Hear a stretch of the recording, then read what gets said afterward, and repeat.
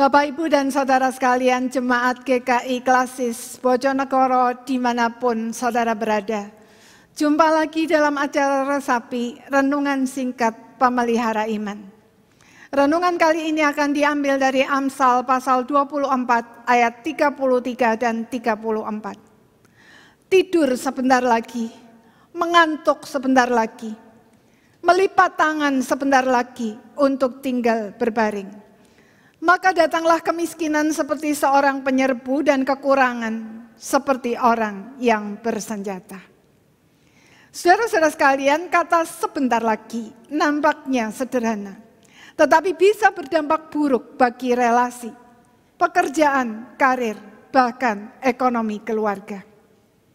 Sepasang suami istri bertengkar hebat gara-gara sang suami sering mengatakan kata sebentar lagi itu.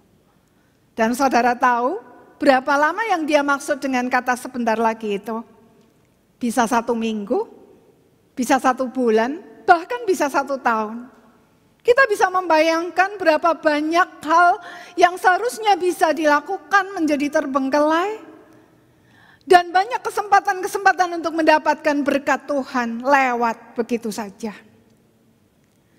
Penulis Amsal secara khusus spesifik menggabungkan kata sebentar lagi dengan kemiskinan yang datang menyerbu seperti seorang yang bersenjata. Kenapa saudara? Karena kata sebentar lagi itu di dalam ayat ini menunjukkan kemalasan. Suatu sikap yang suka menunda-nunda sesuatu yang seharusnya kita bisa segera kerjakan. Saudara-saudara sekalian, malas dan miskin itu sangat erat hubungannya. Karena manusia diciptakan oleh Tuhan bukan hanya untuk menikmati alam semesta ini, tapi untuk bekerja mengelolanya. Jadi saudara, kemalasan atau sikap menunda-nunda itu bukan sekedar sifat buruk, melainkan itu adalah dosa.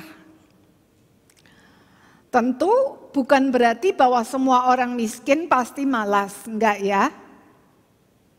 Ada banyak faktor. Tetapi bahwa kemalasan dan sikap suka menunda-nunda pekerjaan itu adalah salah satu penyebab dari kemiskinan. Amsal 18 ayat 9 bahkan berkata bahwa orang yang bermalas-malas dalam pekerjaannya sudah menjadi saudara bagi si perusak. Dan Paulus di dalam 2 Tesalonika 3 ayat 10 berkata orang yang tidak mau bekerja makan. Saudara-saudara sekalian, setelah manusia jatuh ke dalam dosa, kerja menjadi berat. Karena dosa membuat seluruh alam semesta ini dikutuk sehingga menghasilkan onak dan duri. Karena itu saudara dan saya harus bekerja keras, baru alam semesta boleh membuahkan hasil yang diharapkan. Terlebih saat ini, ketika pandemi menyerang seluruh dunia, banyak orang kehilangan pekerjaan.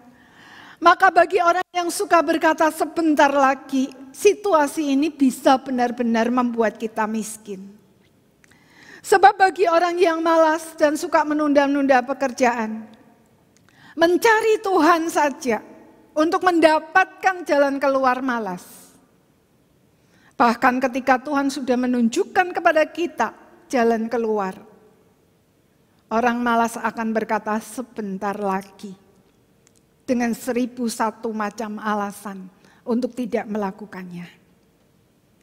Sebaliknya saudara, orang yang rajin bisa menemukan banyak peluang di dalam pandemi ini. Bahkan mungkin peluang-peluang baru, pekerjaan baru. Hari ini banyak orang yang dengan kreatif berhasil menemukan hal-hal baru dan menghasilkan lebih dari sebelumnya.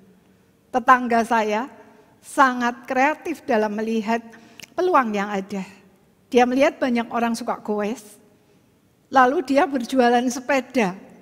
Dan pelanggannya banyak sekali, saudara. Saya juga melihat banyak orang mulai membuka bisnis online, atau sekedar menjadi kurir dan lain sebagainya karena nggak punya modal. Tapi saudara, paling tidak, Orang yang rajin pasti dapat menemukan sesuatu untuk dikerjakan. Sehingga kita bukan hanya bisa mencukupkan kebutuhan kita, melainkan bisa berbagi dan menjadi berkat bagi orang lain. Dan sebagai orang percaya sudah selayaknya saudara dan saya bekerja lebih keras daripada orang-orang lain. Karena kita sudah ditebus oleh darah Tuhan Yesus. Sebuah pesan dari almarhum ayah saya yang tidak pernah saya lupakan dan selalu menolong saya adalah, jangan tunda sampai besok apa yang bisa engkau kerjakan hari ini. Kiranya hidup kita boleh menghasilkan karya layanan yang maksimal. Baik bagi keluarga kita, bagi masyarakat, dan terlebih bagi kemuliaan Tuhan.